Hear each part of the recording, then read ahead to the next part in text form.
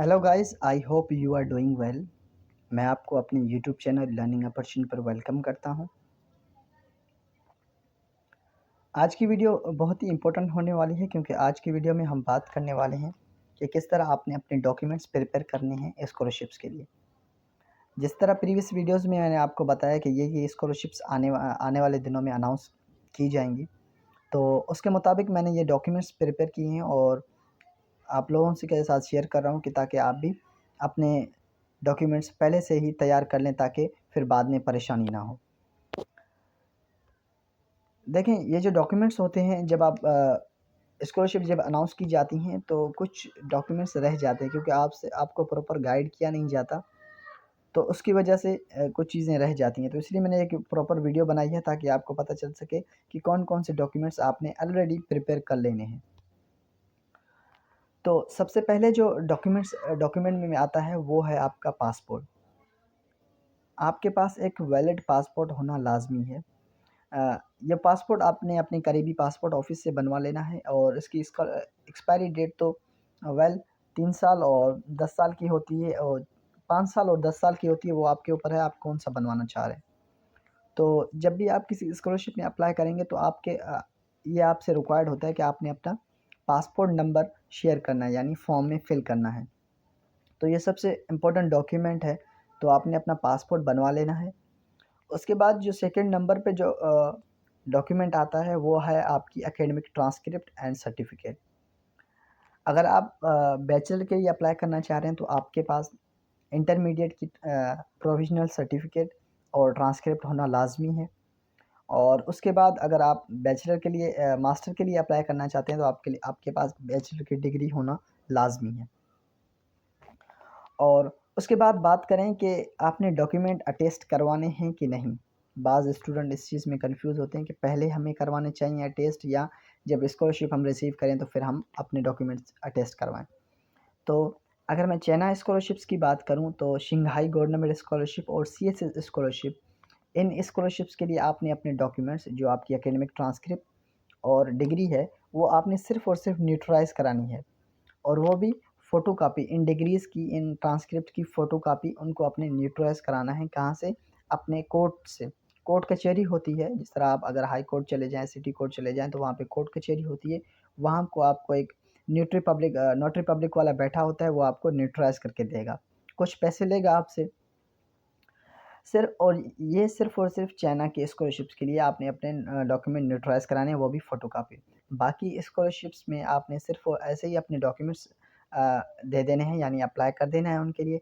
जब आपको स्कॉलरशिप्स मिल जाती है तब आपने अटेस्ट या अपोस्टाइल कराने होते हैं। उसके बाद जो दूसरे नंबर पे जो डॉक्यूमेंट आता है वो है आपका मोटिवेशनल लेटर और एसओपी। अब मोटिवेशनल लेटर और एसओपी बहुत ही इम्पोर्टेंट डॉक्यूमेंट्स होते हैं ये दोनों।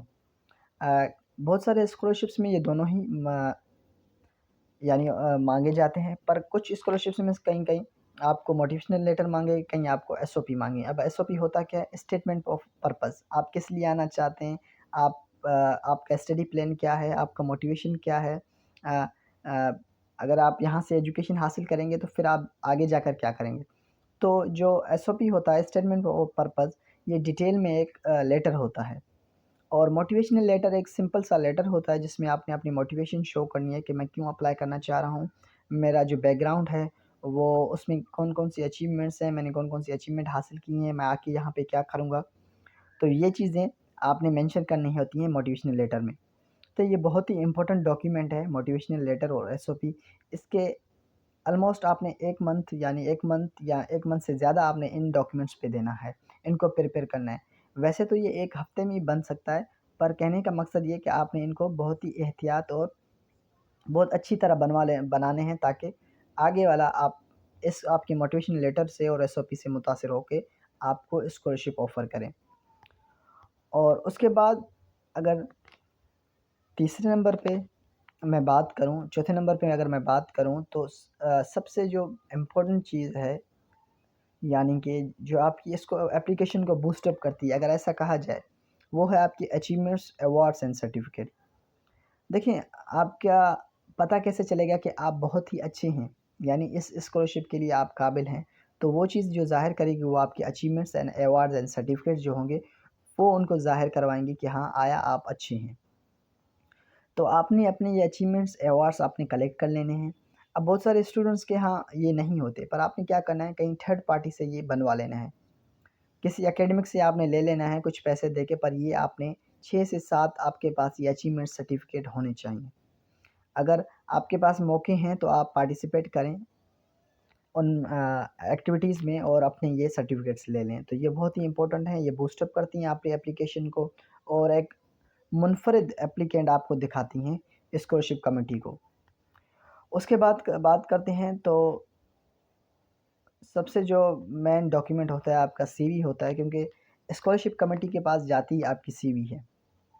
तो सीवी बहुत ही इंपॉर्टेंट डॉक्यूमेंट है। कहीं भी अगर आप कंपनी के लिए अप्लाई करते हैं तो ये सीवी ही होती है जो कि आपको जॉब दिलवाती है। तो ये सीवी बहुत ही इंपॉर्टेंट है।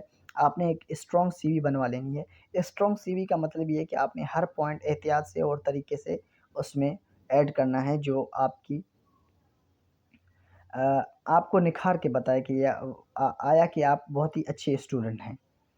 तो ये सीवी आपने बनवा लेनी है।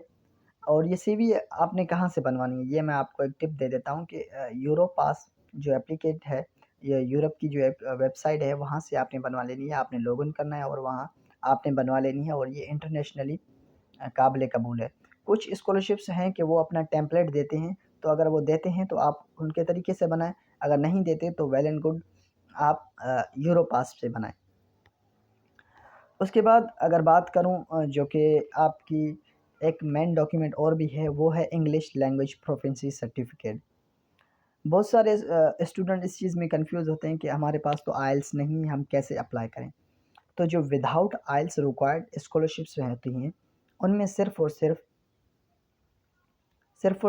इंग्लिश लैंग्वेज प्रोफिशिएंसी सर्टिफिकेट आप दे सकते हैं। उन उन इसके ज़रिए आप अप्लाई कर सकते हैं, इंग्लिश लैंग्वेज प्रोफिशिएंसी सर्टिफिकेट के ज़रिए आप अप्लाई कर सकते हैं। ये अब आपको कैसे मिलेगा? जो आपका प्रीवियस स्कूल है या आप कॉलेज है या यूनिवर्सिटी है, आपने जाके एडमिनिस्ट्रेशन से या आपका जो एकेडमिक ब्लॉक है, वहाँ से आपने इसके लिए एप्लीकेशन देनी है और आपको ये मिल जाएगा बआसानी से। मीडियम ऑफ इंस्ट्रक्शन इसमें मेंशन की जाती है कि आया जिस बच्चा ये इस कॉलेज में पढ़ रहा था, यहाँ पे जो सिलेबस था वो इंग्लिश में था। तो ये चीज़ें आपने, ये भी एक मेन डॉक्यूमेंट है, तो ये आपने बनवा लेना है पहले से ही। उसके बाद बात करते हैं जो मेन डॉक्यूमेंट दूसरा आता है, वो आपका मेडिकल सर्टिफिकेट। अब मेडिकल सर्टिफिकेट तो आप अपने करीबी मेडिकल जो भी हॉस्पिटल है वहाँ से आप बनवा सकते हैं। पर ये नहीं है कि सिर्फ़ आपने वो बनवा लेना है, उसके साथ-साथ आपने गवर्नमेंट हॉस्पिटल का स्टैम्प, उसके साथ-साथ डॉक्टर की सिग्नेचर होनी चाहिए। अगर चाइना की स्कॉलरशिप की बात करूँ तो उसका अपना फॉर्म होता है, वो आपको अपना फॉर्म देंगे, वो आपने भरना है। बाकी जो स्कॉलरशिप्स हैं, कुछ स्कॉलरशिप अपना टेम्पलेट आपको देंगी, पर कुछ स्कॉलरशिप्स हैं जो कि आपको कहेंगे कि आप सिर्फ़ और सिर्फ़ ये डॉक्यूमेंट कहीं से बनवा के ले आएँ। तो आपने ये अपने करीबी मेडिकल जो आपका हॉस्पिटल है गवर्नमेंट, वहाँ से आपने बनवा लेना है। उसके बाद बात करूँ एक डॉक्यूमेंट है जो कि चाइना की स्कॉलरशिप्स में दरकार होता है। 1-2 और स्कॉलरशिप्स हैं जिसमें ये उन्होंने माँगी हुई है, मगर जो चाइना की दोनों स्कॉलरशिप्स हैं, सिंघाई और सीएसएस स्कॉलरशिप, उसमें जो ये हाइलाइट किया गया है, वो ये है कि आपने police clearance certificate during apply आपने वो ले लेनी है वहाँ से, और ये ड्यूरिंग अप्लाई आपने ये जमा करवानी होती है, सबमिट करवानी होती है एप्लीकेशन पर। ये जो पुलिस क्लीयरेंस सर्टिफिकेट है आपने लेना कैसे है, ये और एक्सपायरी डेट क्या होती है। तो पुलिस क्लीयरेंस सर्टिफिकेट आप अपने जब करीबी स्टेशन पे जाएँगे, पुलिस अ, स्टेशन पे जाएँगे तो वहाँ से आपको मिल जाएगा, वरना आपको वो यही कहेंगे कि आप हेडक्वार्टर चले जाएँ। अब हेडक्वार्टर आईजी का ऑफ़िस होता है, आपने अब वहाँ तो आपका जाना नहीं होगा, तो आपने क्या करना है, सिर्फ़ ऑनलाइन पोर्टल पे आपने एप्लीकेशन दे देनी है, ऑनलाइन सबमिट करना है अपना फॉर्म, तो वो आपको आपका बन के आ जाएगा और करीबी आपका जो स्टेशन है वो आपको कॉल करेंगे कि आएँ अपना सर्टिफिकेट ले जाएँ। और उसमें ये मेंशन करना है, जब आप अप्लाई करेंगे इसके लिए तो आपने मेंशन करना है कि आया आप किस लिए ये मेडिकल और पुलिस क्लीयरेंस सर्टिफिकेट लेना चाह रहे हैं। तो आपने मेंशन करना है कि मैं वीज़े के लिए लेना चाह रहा हूँ। अगर तफ़सीश करेंगे तो वो तो आपने बता देना है कि भाई आया मैं पढ़ाई के लिए ले रहा हूँ। उसके बाद जो डॉक्यूमेंट आता है इसको लास्ट में इसलिए रखा है क्योंकि ये लास्ट में ही आपने लेना होता है, जब आपके सारे डॉक्यूमेंट्स तैयार होते हैं और जब अप्लाई करने का टाइम आता है तो आपने ये डॉक्यूमेंट्स लेने होते हैं। तो लास्ट जो डॉक्यूमेंट है वो है 2 रिकमेंडेशन लेटर्स।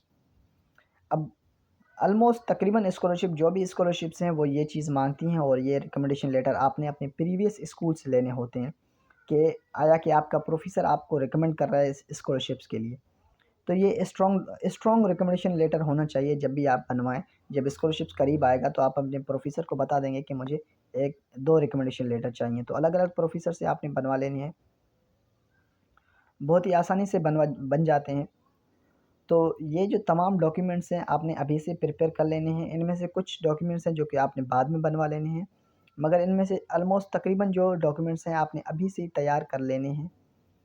और ये तमाम तर डॉक्यूमेंट्स आपको स्कॉलरशिप्स जब आप अप्लाई करें तो उसमें दरकार होती हैं। उम्मीद करता हूँ आपको ये वीडियो अच्छी लगी होगी। अगर अच्छी लगी हो तो अपने दोस्तों के साथ शेयर करें, लाइक करें, कमेंट करें, और उसके साथ-साथ आने वाली जो वीडियो होगी उस वीडियो में आपको ये बताऊँगा कि अब कौन-कौन सी किस-किस स्कॉलरशिप्स में कौन-कौन से डॉक्यूमेंट्स रिक्वायर्ड होंगे। तो सेपरेटली मैं उनके ऊपर वीडियोज़ बनाऊँगा और आपके साथ शेयर करूँगा। उम्मीद है आपको वीडियो अच्छी लगी होगी।